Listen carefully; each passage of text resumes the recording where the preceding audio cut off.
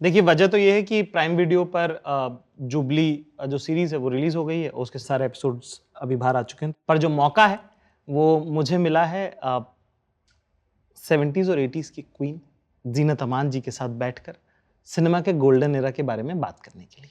क्या है कि बोलने का काम है अपना, बहुत कम बार ऐसा होता है कि आउट ऑफ वर्ड्स हो जाएँ, पर आज वो मौका फाइनली आ गया है। मैं बहुत नर्वस हूँ। Welcome to the show ma'am. Thank you Zakir. तो क्या है कि मेरे पास ऐसे कुछ सवाल-ववाल भी मतलब मुझे याद नहीं आ रहा है आपको देख के।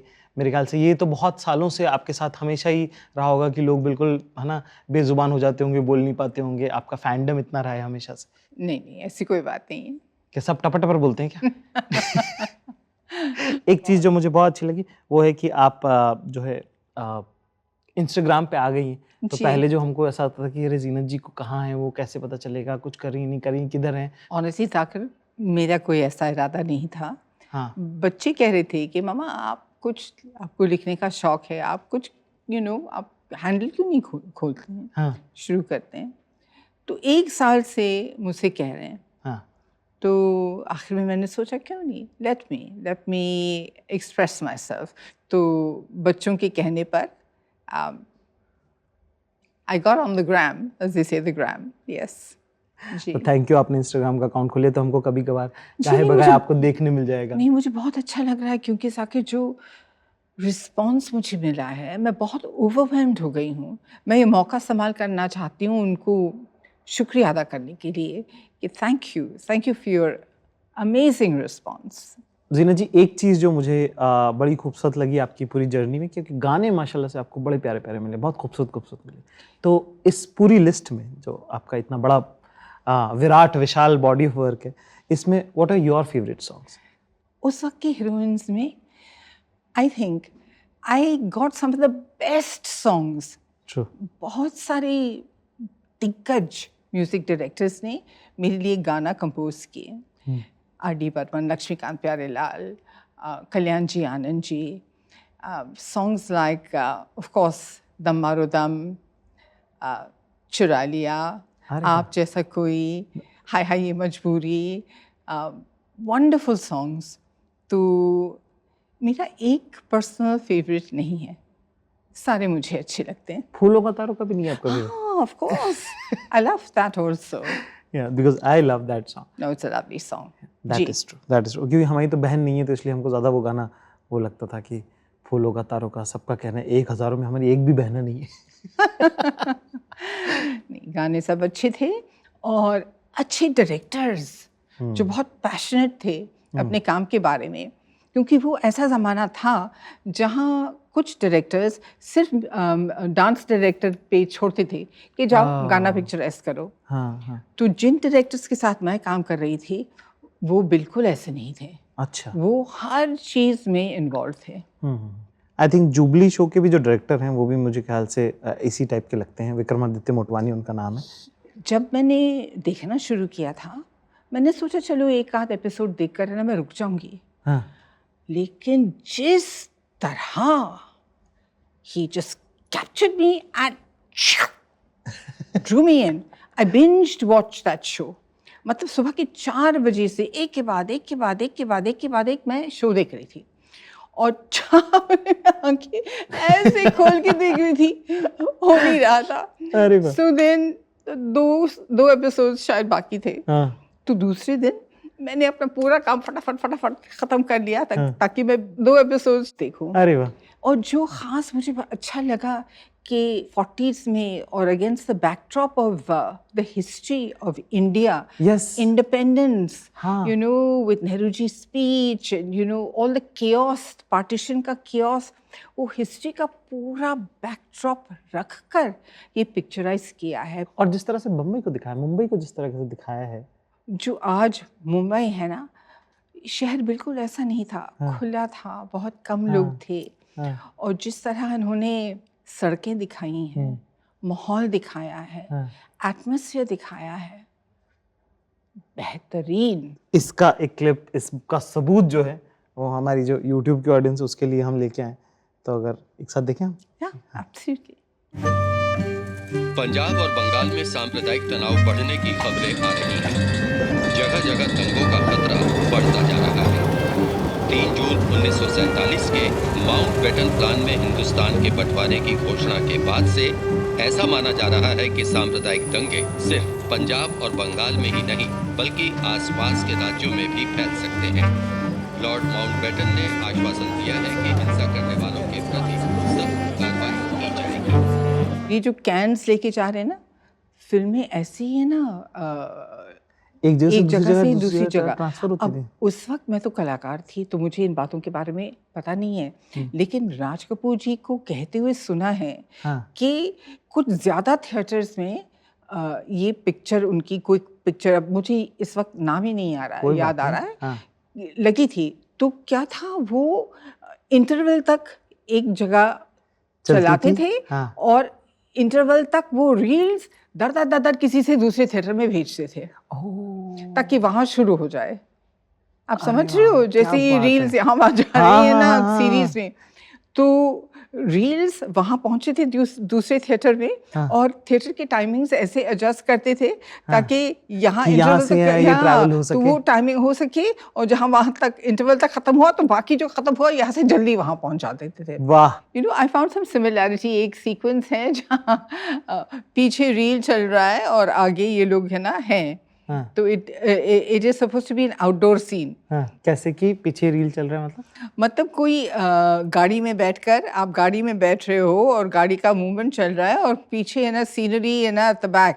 ओह, it's like a rotating background. या और अब तो देखिए सब कितना ये सेटअप वगैरह, everything, the VFX, it's VFX ना, they call it VFX effects। Yes of course, everything, ये सब इतना था नहीं ना उन दिनों में। तो बड़ा तो जान का जोखिम होता होगा। आजकल तो VFX के नाम पे बहुत कुछ चल जाता है। थोड़े दिनों में तो एक्टिंग भी कर लेंगे। Very true. मैं तो उसी के भरोसे हूँ भाई। ठीक है, बेटर हो जाए तो एक आधी ब्लॉकबस्टर मैं भी निकालूं। ठीक है, VFX से एक्टिंग करवा लेंगे। नहीं, जमीन आसमान का फर्क है, the way films were made then and the way films are made now। तो जैसे एक चीज जो मैं देख रहा था कि बार बार मेंशन है एक फिल्म का कि मुगले आजम बन रही है, मुगले आजम बन रही है, मुगले आजम बन रही है ना, और उसके बनने में जो है वो मेरे ख्याल से आपके वालिद साहब ने स्क्रीन प्ले लिखा है। जी बिल्कुल, उन्होंने स्क्रीन प्ले और डायलॉग्स मुगले आजम के लिखे थे, पाकीज़ा के भी। अच्छा। तो मुगले आजम का पैचवर्क चल रहा था। My father took me there along with him. Scene ये था कि अनारकली को दफना रहे हैं और वो आखिरी ईंट डाल के उनका चेहरा गायब हो जाता है। तो मैं छोटी थी और मैं गई, मैंने देखा इतना ईंट का दीवार बना हुआ है और मधुबाला उसके पीछे बैठी हैं और ये ईंट लगा रहे हैं। तो मैंने अपने वाले साहब से, आई आस्क्ड माय फादर कि you know what's happening. They said no, they are burying her। I said, how can they bury her? Everything is open behind। you know, हर चीज खुला है आगे पीछे। तो उस वक्त सिनेमा के बारे में ज्यादा पता नहीं था ना कि फोकस वहीं पे है, क्लोजअप है, वो सिर्फ एक ईंट दिखेगा, you know। तो later when I joined films I understood। उस वक्त के जो कलाकार भी और उनका जो फैंडम होता था वो भी बहुत अलग तरह का रहता था, है ना। आपके ज़माने में भी बहुत अलग, जैसे कि मदन कुमार का जिस तरह से दिखा रहे हैं कि जो उनका उरूज होता है, अपार शक्ति जो हमारे दोस्त हैं वो बहुत अच्छा, उनका काम आपको कैसा लगा film? Madan Kumar, he's done a very good job। बहुत मुश्किल रोल था और उसकी भी क्या जर्नी है, प्रोजेक्शनिस्ट से to become a super star.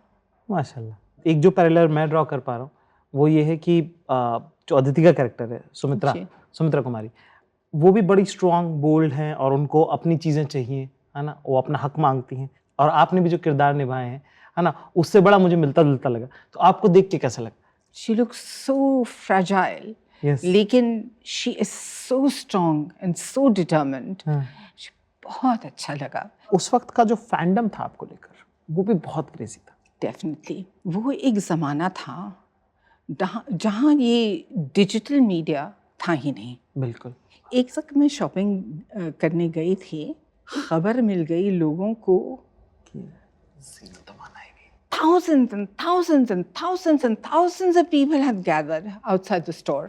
अरे बाप रे। तो आखिर में द स्टोर ओनर, वो उनको पुलिस वैन बुलाना पड़ा ताकि I could get into the van and leave the store. ये तो बम्बई में है, जबकि मुंबई लोग अक्सर मानते हैं कि Mumbai is one of the most people don't care about it. नहीं, क्योंकि आर्टिस्ट दिखते नहीं थे ना, तो मुंबई में बहुत केयर करते थे। दिखते नहीं थे कलाकार। आजकल आप हर जगह देखो, टीवी पे है, कुछ प्रमोट कर रहे हैं, कुछ अपने इंस्टाग्राम पे भी कहानी दे रहे हैं। अब वो तो खैर है ही, जैसे अब क्या बताएं, ये तो पर्सनल अटैक ही हो गया बिल्कुल। Stars are much more available, readily available today than they were then. They were real stars. ऐसे ही एक फैंडम का सीन है ना इनका इस शो में। I know, but it was so perfect. It was so correct. Please देखते। जी जी जी, मैं लगाऊं? जी। ये लो भैया, हमेशा खुश रहना और ऐसा ही काम करना। बहुत बढ़िया पिक्चर, खुश रहो हमेशा।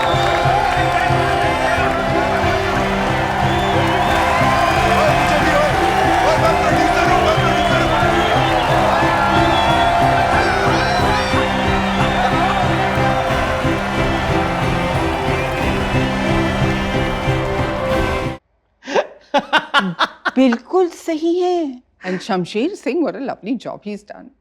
यार राम कपूर कह रहे हैं मुझे भी उठाओ। और क्या ये बात, हकीकत है 100%।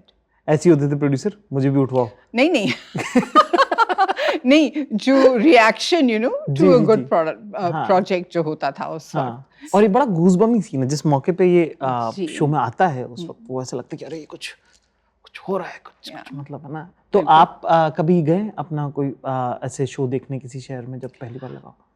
शुरू में बहुत एक्साइटेड थी। जब मैं नई आई थी फिल्मों में जी, तो बुर्खा पहन के जाती थी देखने के लिए लोगों का रिएक्शन क्या कि है। लोग आसपास कैसे देख रहे हैं।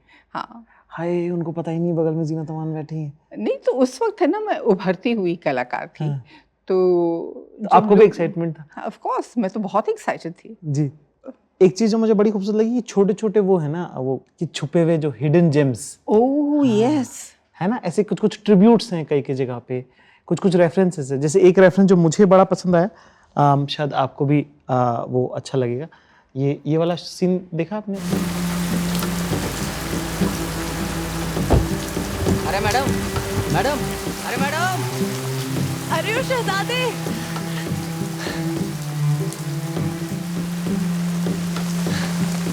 तुम भी क्या याद रखोगे, किसी रईस से पाला पड़ा था।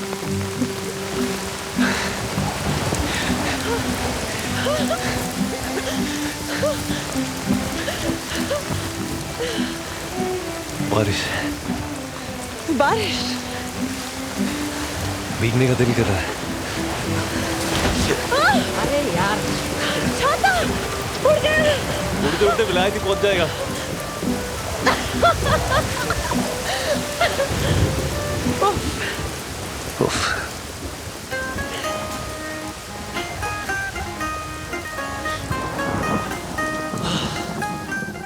ये बिल्कुल वो राज कपूर वाले सीन का उन्होंने मुझे लगता है ट्रिब्यूट किया उन्होंने। हाँ, मेरा ख्याल है वहां से इंस्पायर हुए हैं। हाँ। लेकिन कितना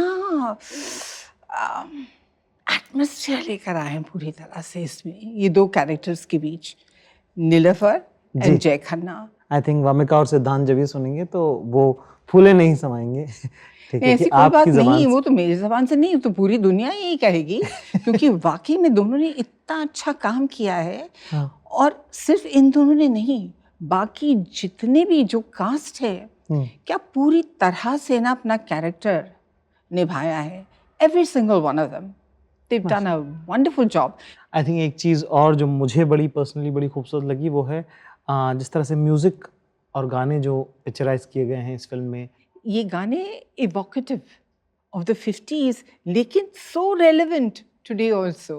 मतलब बहुत सोच समझ के गाने बनाए हैं, गाने पिक्चराइज हुए हैं। हाँ। और सही जगह पे डाले गए हैं। तो अब यहाँ पे जो टीम एफर्ट गया है सब अमित त्रिवेदी का गया है और विक्रमादित्य मोटवानी का टीम एफर्ट गया है to imagine something so beautiful. Yes.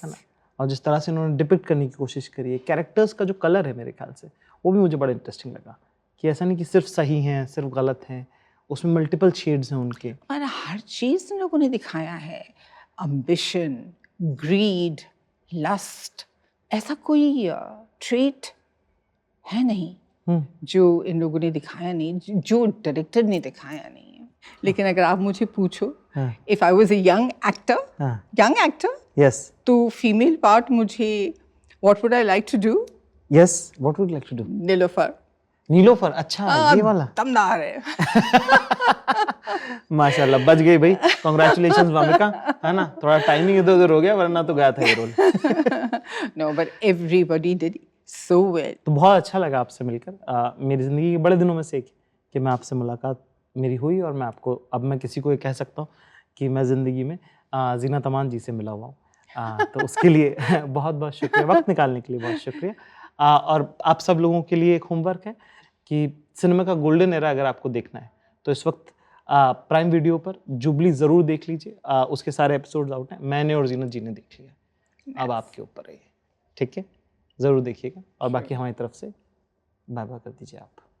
Zakir, ji, it's been a pleasure thank you. being here, talking to you.